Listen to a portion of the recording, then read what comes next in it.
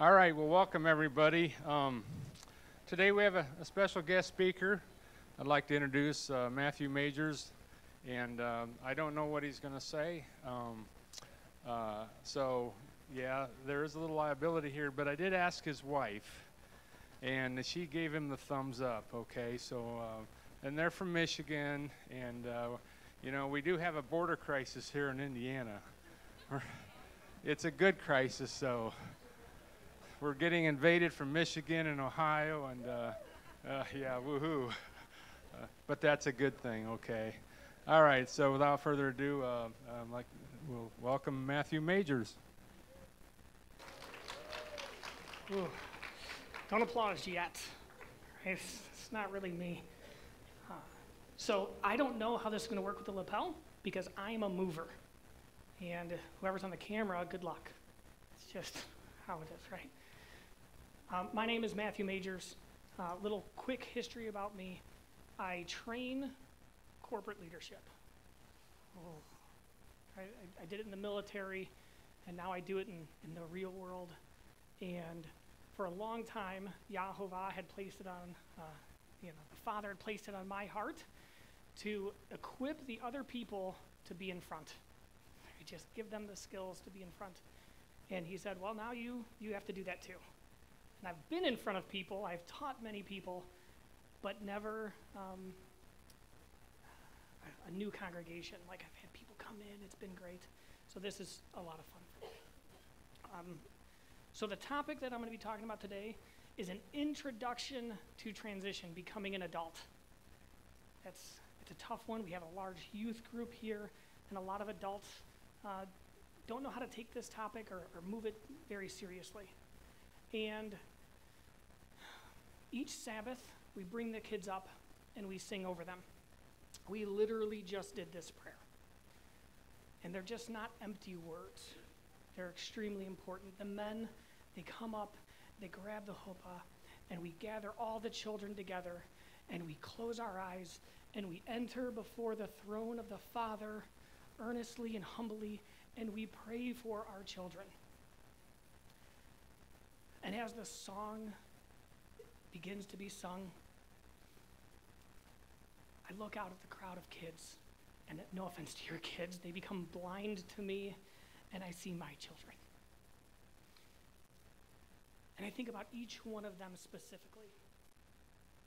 I think about how they could be like Ruth and how they could be like Ephraim.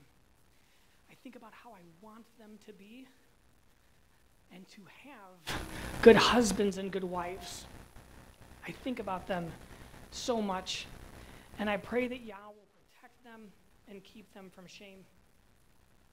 And then the time is over, and we sit down, and we have a really good lesson typically. It's like, yeah, that was good. And this whole time, Yahovah, the Father, is just weighing on me. And he's like, what does it mean, the words that you've said? What do they all mean? What does it mean to protect your children? What does it mean to have them grow up with the ability to protect? What does it mean for them to be able to defend? And for Yahovah to defend them, and for them to defend each other? We ask that they are shielded from shame, that guilt that hides in your heart, that you can't tell anybody about these things.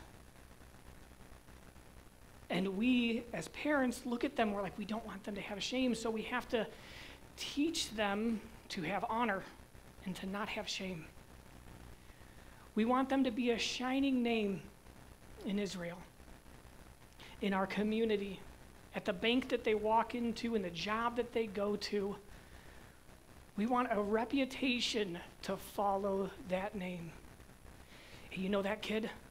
You know your kid? Oh man, that's a good kid. I can't wait for them to be an adult. I can't wait for them to be with me, standing side by side to do work for the kingdom. We want them to be like Ruth and like Ephraim. Why Ruth? Why Ephraim? Why not David? Well, it turns out some congregations say David. Right? Why not other names? Why are these names called out? Or are these just generic names that it could have been like, may he be like Jacob, right? Like, what does all this mean? Deserving of praise. Man's praise? Praise from Yahovah? Praise from a pagan community that looks up and is like, yeah, they're fighting the system. Or praise from their neighbors. Strengthen them. Physical strength, moral strength, spiritual strength. What type of strength do our children need? Do they need to be able to do 100 push-ups, 100 sit-ups, 25 pull-ups? Or do they need the moral strength to be able to stand on one side of a line when everybody else is against them and the only thing being behind them is Yah? Keep them from the stranger's ways. Oh, it's a hard one, because now they need to know who the stranger is. They need to know what the stranger's ways look like. They need to look down the alley of the stranger and go, I need to stay away from there, because if we don't, they will go, oh, what's this way? This looks like the way, and that's not the way. That's the stranger's way. Bless you. How do we bless our children? How does Yah bless our children? How do they know how to accept that blessing? Grant them long lives. Does that mean go to doctors? Go to the dentist every 6 months? Or is that long lives in eternity when the blink of our lives is this big, but the length of our eternity is a rope that can stretch miles upon miles upon miles? Is that the long life that we want our children to have? Or is it just, you know what, I just hope they eat their vegetables. I just hope that they have a good long life. Make them good husbands and wives. How many of us, as a child, can look at our father and go, it's a good husband. Right? I didn't have one. Did not have that. So I have no idea what that means growing up. And I'm like, what does it mean to be a good husband? I think my wife knows what it means to be a good wife. At least I think she does, right? Like, but what does that mean? Preserve them from pain. I mean, they're going to stub their toes. They're going to get stitches every once in a while. What type of pain? Is that a pain of the heart? Is that a pain of desertion? Is that emotional pain, spiritual pain? Or does it just mean, I just hope the doctor uses the right amount of Novocaine? Favor them. We ask the Father to give favor to our children. Do you know what it means that they have to do in order to get favor from Yahovah, from the Father? What do they have to do to get that favor? Or is it just, I don't know, I just hope they get it. I hope it works out. Give them happiness. Is this a fleeting happiness? Is this a happiness for a moment that becomes lost as the world grabs them? Or is this a joy that lasts for eternity? Give them peace. We live in a crazy world with violence and scarcity and prophecies of famine and oil wars. Does that mean, Lord, we pray that there is no war in their lifetime? Or do we pray that in the battles that they go through, that they can have peace in them? Shalom of the Father, just resting upon them. Whether it's at work and they're dealing with difficult things, or they're literally on a battlefield with bullets flying by them. What type of peace do we want them to have? Hear our Sabbath prayer. That's us proclaiming to the Father, hear us. I was just praying for my kids, and now I have to do things too because I need you to hear my prayer? I can't be lazy and just send them to Sunday school and hope that they're taught right. I have to uphold something because your word says my prayers won't be heard if I'm living a wrong life. So who is this for? Well, you're all here, so it's got to be for you, right? Well, this study for me is just strictly personal. I'm a dad. I'm a husband. I'm a friend. So it was laid upon me to study this. But, like everybody said, as you study things, and it's almost like Donnie and I talked about this beforehand, but we didn't. As you study things and you come away from your sin, you're supposed to teach people. So I guess it's for everybody. So the knowledge, this is for everybody. But knowledge without action is a waste. If I just stand up here and you all walk out of this room and you're like, that was really good, I really appreciate that, and you praise me, don't praise me. This is not me, this is the Father through me, and every time you praise me, I'm not getting in heaven, so I don't want it here. It'll be better in heaven, don't praise me.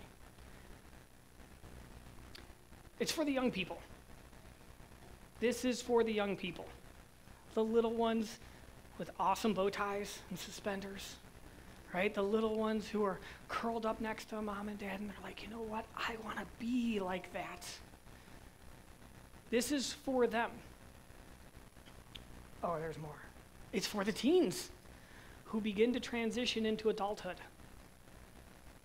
This is for you because I have teens, so I'm studying how does this apply to you. If you don't think this applies, you're like, I'm good, I don't need this. You're a teen. That's official. You do need this, right? And we have to start to transition you. For the young adults, there are things that I'm going to discuss that will either reinforce knowledge that you already have, and you'll be like, yeah, I do that. I'm good. Or you'll be like, oh, wow, I never even thought of that, and I need to start building my foundation in this area and moving forward. It's for the adults. So you can help your children, but also so you can self-direct healing and knowledge so that way you can build yourself up.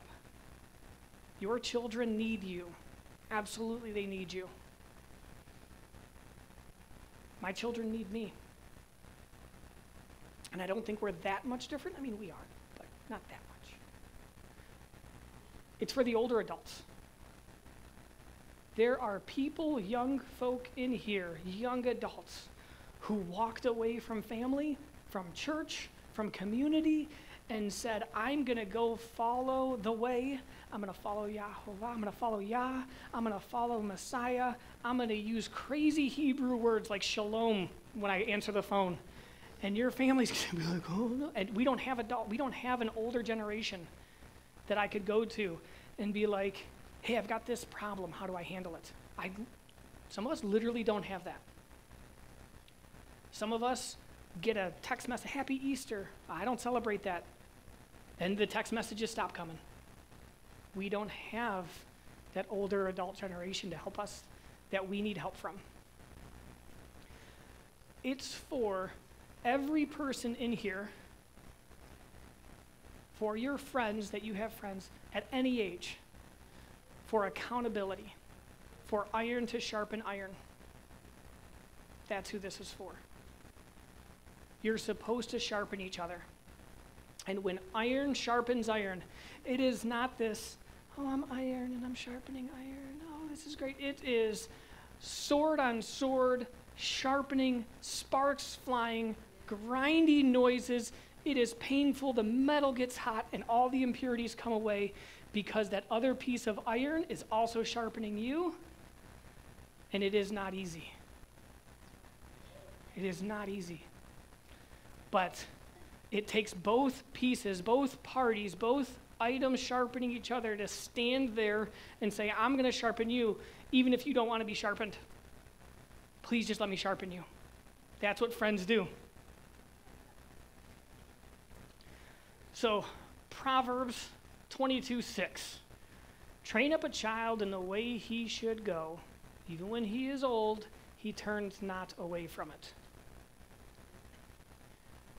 Okay, so now it's officially in the Bible, and now we have to do it.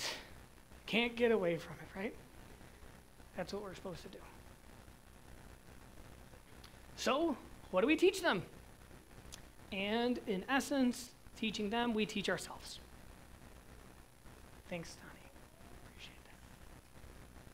So I have studied the scholarly biblical masculinity, not secular, worldly, toxic masculinity, because that is taking an idea of masculinity and twisting it. There is a good masculinity. And what does that look like? Strength. Was David strong? Yeah, he was strong. We're supposed to have strength. We're supposed to be able to burden a weight upon us as men and women. So some of the things kind of go back and forth, right? Don't be like, it's all about masculinity, so I'll shut my brain off. Nope, we need you to. You have to be strong, morally strong, physically strong, capable. In my family, we say you need to have a chest. You need to get stuff done. You need to put in that effort. You need to have wisdom and knowledge. You need to be able to eloquently discuss topics with other people to the point where they would understand it professionally. If you can't, that's a problem. If you can't walk in front of a king and discuss things, you're going in front of a king every time you pray. Prepare yourself. Get that knowledge. Get that wisdom. Okay, this one's a little weird. Avoidance of excess association with women. Okay, so men, you're supposed to avoid women. Excessively. There's probably one woman, maybe two, your mom, right? Some sisters, right? There's one woman who you're allowed to have excessive association with. That's it. But it also means, as a biblical masculinity, you don't need other women. You only need one, and that's it. And all the other women, they probably have husbands you can talk to, or brothers, right? But also, if you were alone, you don't need a woman to cook you a meal, right? You don't need a woman to clean your house. That's not their roles. You have got to be able and capable to do all of those things. And in today's society, as we've all sinned, women need to be able to do all the same things as men, to a certain extent. Self-control.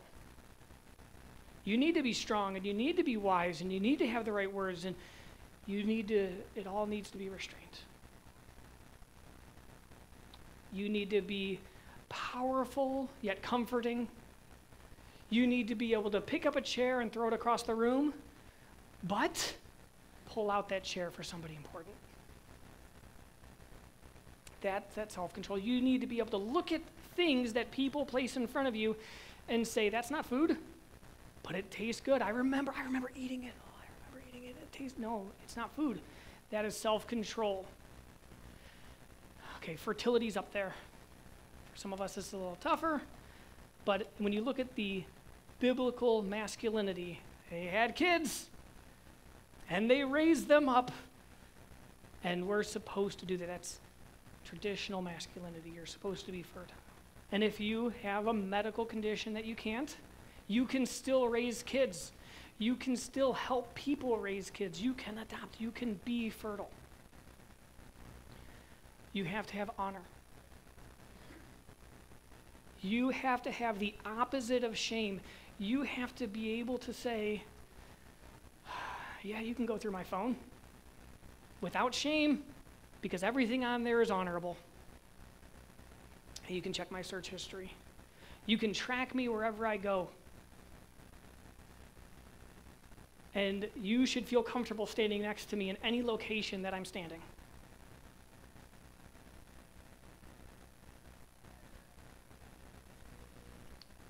You should have kinship solidarity. Strangers will pull you aside. They will show you things that you have never seen before, and you will say, that's amazing. That's got to be a blessing, because it just looks so enticing. It's got to be a blessing. But you need to fall back into your kinship, into the people around you, into the people in your community, into the people following the Father who have put their life and trust in Yeshua, our high priest, and say, that's my kinship. That's where I belong. I know, guys, I know I want to go do this thing on Shabbat, and everybody else is doing it, but I need to be with my people. You can be my people too. Tell your friends, you can be my people too. You like me enough? Come on. I know a place. We can go there together. Okay, so that's a lot about like David and things. In the New Testament, or the second half of the same book, why we separate them, I don't really know. We can look at what the Father is and what Yeshua is, and it says love is patient, is kind. Love does not envy, love does not boast, it is not puffed up. Okay, so if that's what the Father says love is, and he is love, and we are to emulate that, I have to teach my children to be patient. How can I be patient if I'm just so frustrated? Why won't they make their bed? My kids always make their bed. It happens, right? It's kind. It does not envy. So I have to teach my children. I know the PlayStation 5 is out. I know the newest. It's just not there. Don't envy people who have that and are sucking their time away and losing their lives to it. Don't envy it. Does not behave indecently. Does not seek its own. Is not provoked. Reckons not evil. How many young men and women are easily provoked, ready for a fight? I'm ready to go. How many of them had parents going, hey, don't fight? Taught them from a young age, from 5, 6 years old, it's not worth it. Be kind, be loving, be sweet. Does not rejoice over the righteousness, but rejoices in truth. Should we be happy when somebody gets hurt? Should we find joy in the calamity of our enemies? Should we find peace and shalom in the truth? Absolutely. It covers all, believes all, expects all, and endures all. Love never fails. There's a ... You can continue to read this. Don't take me out of context. So this is what the second half of the book says that we're supposed to do, because we're supposed to emulate the Father. There are some common traits. Justice. We can see justice throughout the entire book. We can see judgment. And a lot of people say, oh, you can't judge. No, you're supposed to a certain extent. Your dependability. Initiative. Don't worry, we're going to go through all of these in more detail. Decisiveness, tact. Tact's a hard one. You barely hear about it. Integrity, enthusiasm, bearing, selflessness, courage, knowledge, and I'm sure you could think of a whole lot of other things that we're supposed to emulate as adults.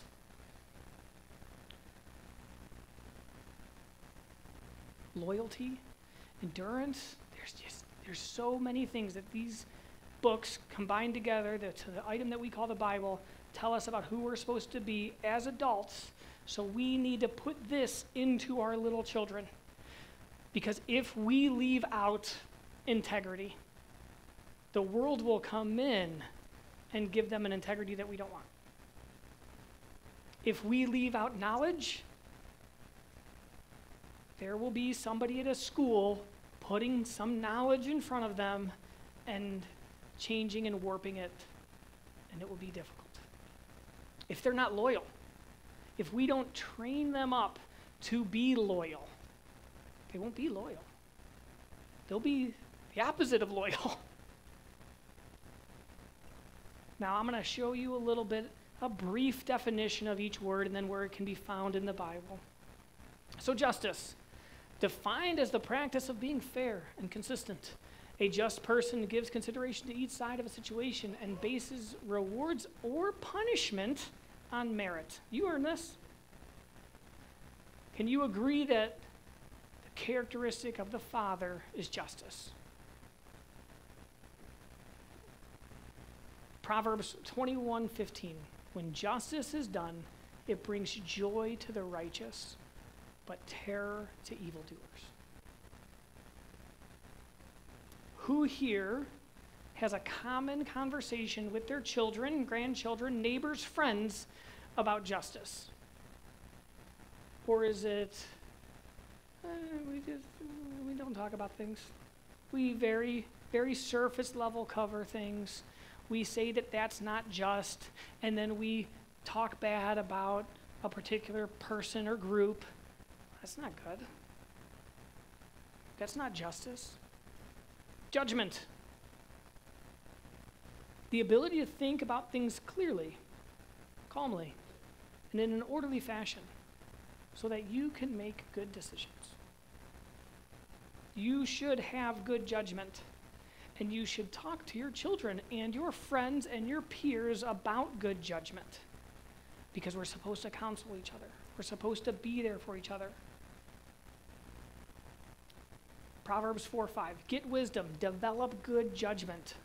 Don't forget my words or turn away from them. We're supposed to develop good judgment. We're supposed to have good judgment. We're supposed to make good decisions. And if we don't teach our children to make good decisions, what type of decisions are they going to make? Bad ones. Dependability. You can be relied upon to perform properly. It means that you can be trusted to complete a job. Dependability also means consistently putting forth your best effort in an attempt to achieve the highest standards of performance.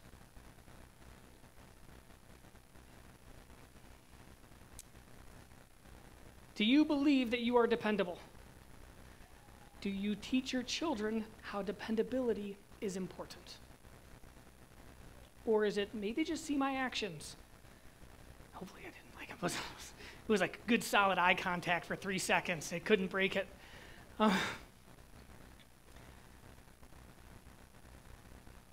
Do we talk about it? I don't want to do this. I am tired. I am worn out. It has been a hard week. But somebody's counting on me to do this. So I have to. I have to be dependable. When a man makes a vow to Yah or swears an oath to bind himself by some agreement, he does not break his word. He does according to all that comes out of his mouth. I said it real fast. I didn't really mean that. It came out of your mouth. Well, I married her, but she's a little strange and, right? Like, no, it's not. Or I haven't married anybody yet, and I'm going to be dependable, and I'm not going to do anything until I'm married. Initiative. Without initiative today, you wouldn't have had a microphone. Somebody saw a need and jumped up. I don't even see him in here. Jumped up. Was like, I can find a microphone. That's initiative. There he is, way in the back. Jumped up and got a microphone. That is taking action even if no one has specifically told you to do something. That's initiative. Nobody told him to get a microphone. Nobody was like, hey, everybody just stop what you're doing. If you know where the microphone is, just find it. We'll all wait for you. No, he was, okay, well, just keep going, and initiative will be shown. It means meeting new and unexpected situations with prompt action. It includes using resourcefulness to get something done without the normal materials or methods being available. You're going to show initiative. You're going to get things done. You're going to have a chest. You're going to move forward. You're going to see a need and not be like, well, that's somebody else's problem. No, you see the need. The Father is showing you a need. It is your problem. The Father has put that on you. No one else recognized it. 90% of us saw, oh, he probably could use a microphone. And one person goes, I will get up and get the microphone. Right? It is necessary for me to work the works of him who sent me while it is day. Night is coming when no one is able to work. There will come a time in this life and the next when you cannot do the work you're supposed to do. When your kids have grown up, when the young adults have moved out, when they've gone to the best Christian college money could buy. And I wish I would have taught them a little bit better before they left. But they're going to be surrounded by other people who were also not taught. And I hope it goes well. This isn't to beat you down. This is the reality that we're in. If we don't, somebody else will teach them. Decisiveness.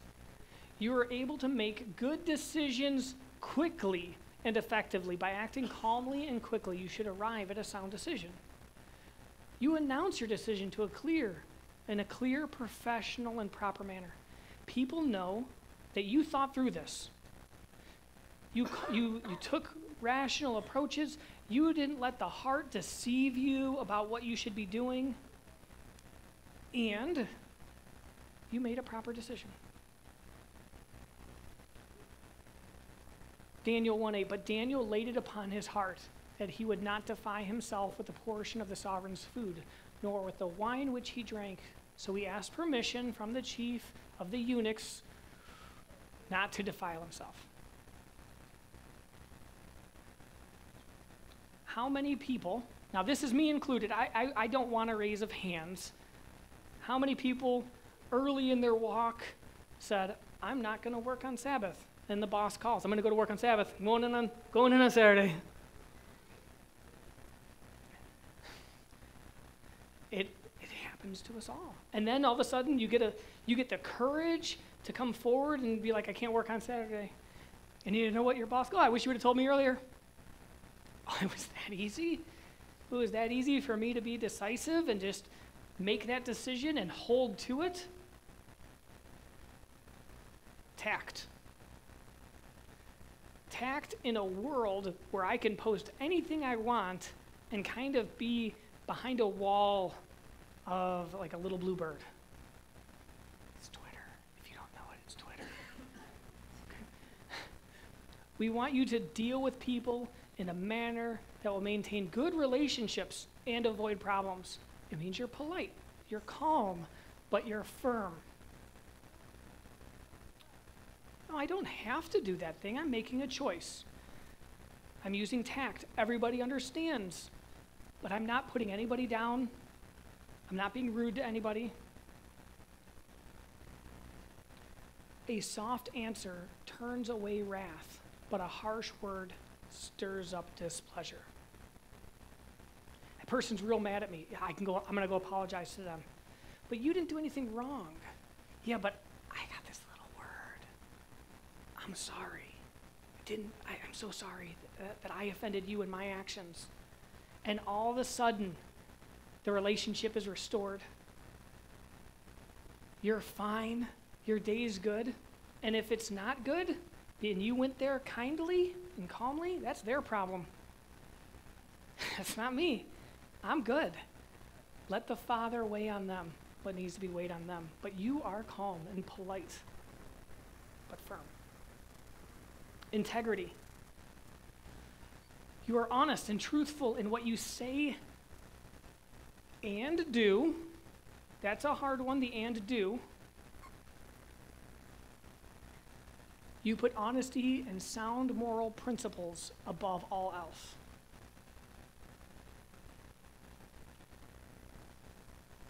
It is difficult to not lie when you've been a liar your whole life.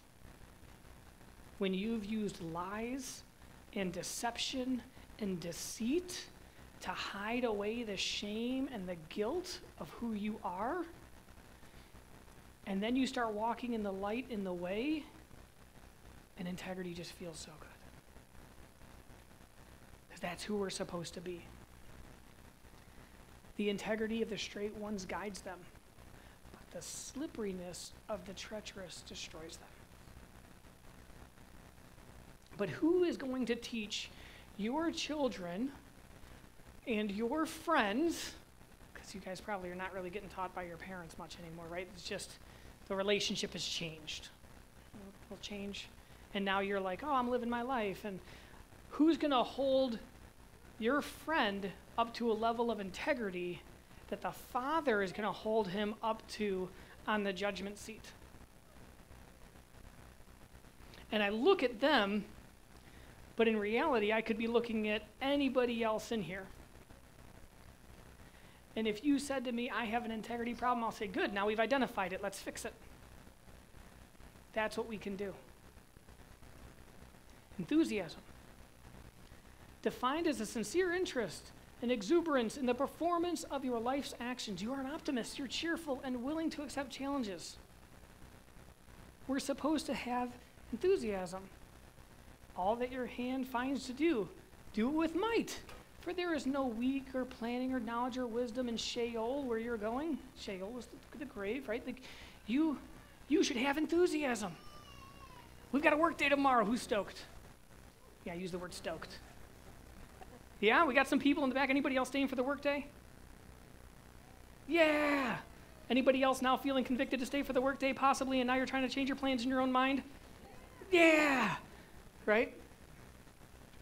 We should have an enthusiasm to do kingdom work. We should be here and be like, I'm just so excited. I don't even know what I'm doing. But I'm here with a smile on my face that we're going to get something done.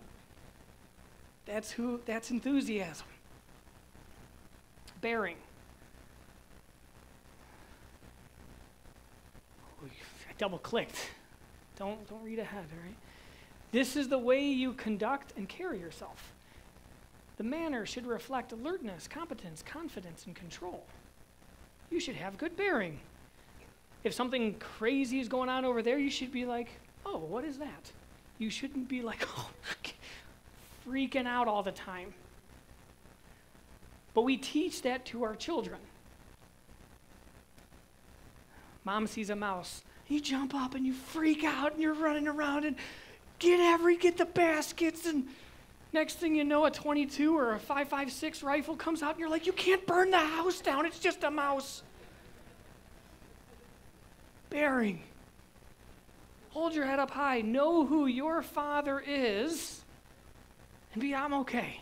It's going to be okay. It's just a mouse. My house burned down. It's just a house. I'm okay. Right? The mouse is gone. Right? Therefore, come boldly to the throne of favor in order to receive compassion and find favor in a timely manner. You can, this is going to sound really weird, you can hang your head low with your shoulders back and your head held high. You can come to the Father and not prostrate yourself, not be on the ground completely, being like, I have sinned, I am worthless, leave me alone. You can come to him, go, yeah, I did that. It was wrong, and I'm sorry. With your shoulders back, ready to receive grace, but not abusing it, not throwing it away, but with your heart in the right position. Selflessness. You avoid making yourself comfortable at the expense of others. And you give people credit when that credit is due.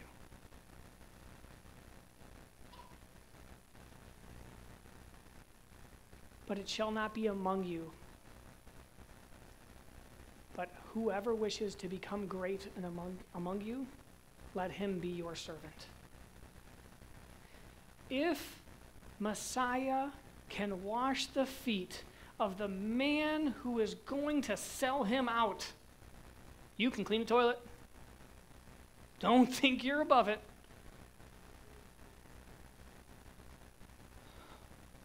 I know that's hard to hear.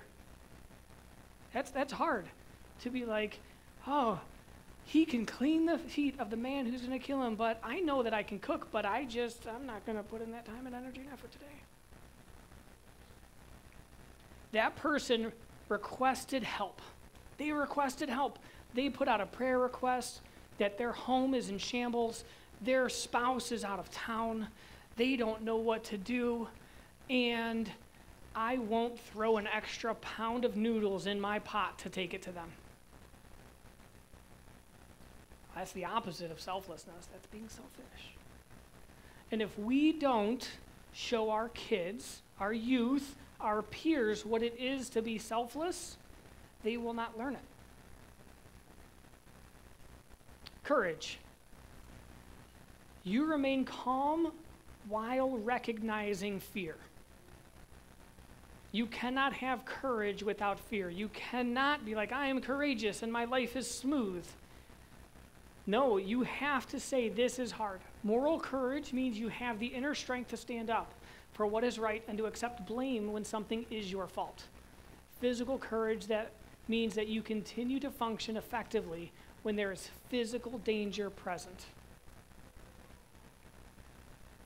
Courage is hard because for courage to be there, you have to be afraid. But you have to make a choice. I'm going to rise above the fear. I'm going to trust in the Father, and this is a hard time. For myself, recently, I had a job change, and I had to show courage. When I said I would not do a certain action, and my employer said, you have to do it or you will lose your job, I said, I will lose my job. I will show courage wherever it takes me. You can look at Daniel, Esther, David, Joshua, Ruth. How many people who have a name in Israel showed courage? And then how many times do you read in the book and it's like, and 250 people died? You don't see their names. But even the ones who are doing the wrong thing, you get a glimpse of them because they show courage. Well, it may not be in the right way, but they show courage. You need to be knowledgeable. You need to train up your children to be knowledgeable. You have acquired information and you understand people. Your knowledge should be broad. And in addition to, above knowing your job, you should know your family and the world around you. You need to know what's going on in your home.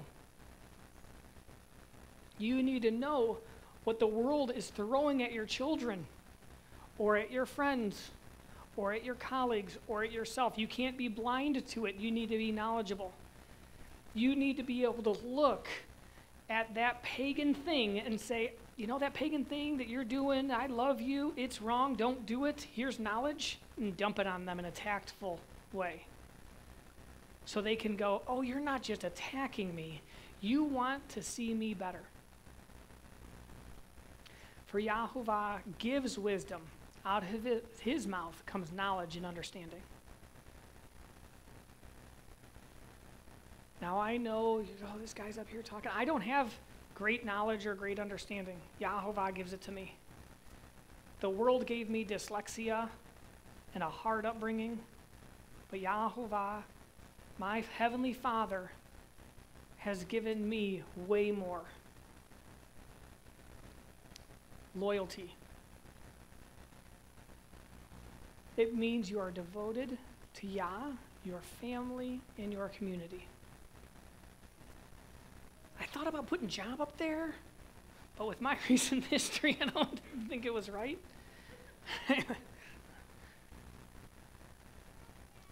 And now fear Yah, serve him in perfection and in truth. Put away the mighty ones of which your father served beyond the river and in Mitzrayim, and serve Yah. You have got to make a choice to be loyal to Yah. And you have to teach your children to be loyal to Yah. Simply, I'm going to speak about my house, simply removing a Christmas tree is not enough to teach them why we don't do that. You have to teach them loyalty to the Father. Endurance. The mental and physical stamina that is measured by your ability to withstand pain, fatigue, stress, and hardship. And let us not lose heart in doing good, for in due season we shall reap if we do not grow away. You have to have endurance to see a project through to the end. You have to, at the end of that day, when you just want to play some video games on your phone and lay in your bed and your kids need you, you have to be able to say, Father, give me the endurance to just take care of them, to love them the way you love me, and to show that to them. Because if you don't, your action of lack of endurance is teaching them a lesson. They're not worth it. When you're done at the end of the week and you've got no energy left to serve the community, you are speaking so loudly to the community in your lack of action. So, like I said, I teach this stuff. Not this stuff, I teach corporate leadership and executives and VPs stuff. And there's a saying in the corporate world, it's what gets measured gets done. Right? If you're not going to measure it, what's the point? Right? So there are some just weird little assessment tools. One of them is called KSAM. And you identify the knowledge, the skill, the ability, and the motivation needed to complete any task.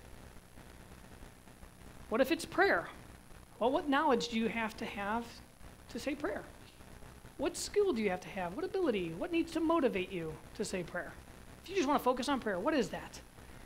And you start thinking, and you're like, okay, should a 5-year-old be able to say as good of a prayer as a 35-year-old who's been in Christ for 20 years?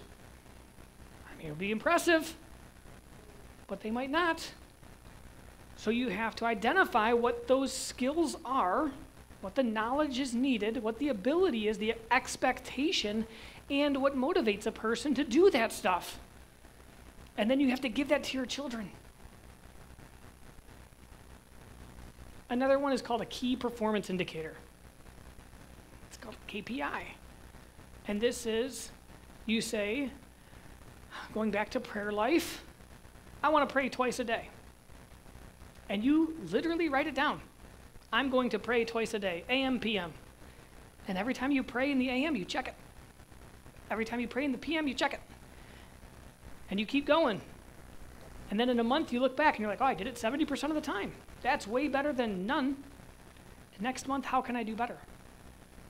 And you literally track it. I know that sounds weird. You literally, oh, is my prayer life increasing? Yeah, I used to do a 5-minute prayer, and now I'm up to 30 minutes a day, and it's great. And I really feel the motivation, the reason why I'm doing it. A thing called a scoreboard or a balanced scorecard. When you look at a professional baseball player, you know how tall they are, how fast they are, how quickly they run, how many hits they've had, how many bunts they've done, how many times they've been hit by a ball. But you know all this stuff. And they know all this stuff about themselves. And everybody else knows all this stuff about them. It's not necessarily for you to be boastful, but it's for you to acknowledge where you're at in this game of life. Is my scorecard good? Is it balanced? Am I balancing my family and my work and my time with Yah, or is it lopsided? My scorecard for a while showed like 2 hours of literally needless wasted time on my phone every day. I could look at it and be like, hey, you just killed time. So I had to make some changes. You have to look, how am I keeping score? A rolling report card. This is also for adults. Right? How's my loyalty?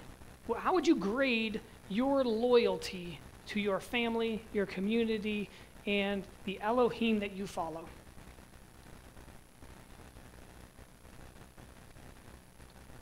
Is it a C?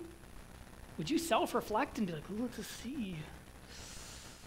Is that a good enough grade for you? Are you happy with that?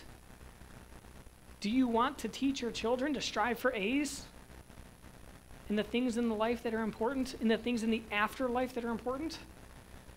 You can expect a child who gets an A in 3rd grade math will not know the same thing as a pre-calculus student getting an A in math. But you can still say, you're doing great. You are doing great. I heard your prayer. It was so beautiful, so direct.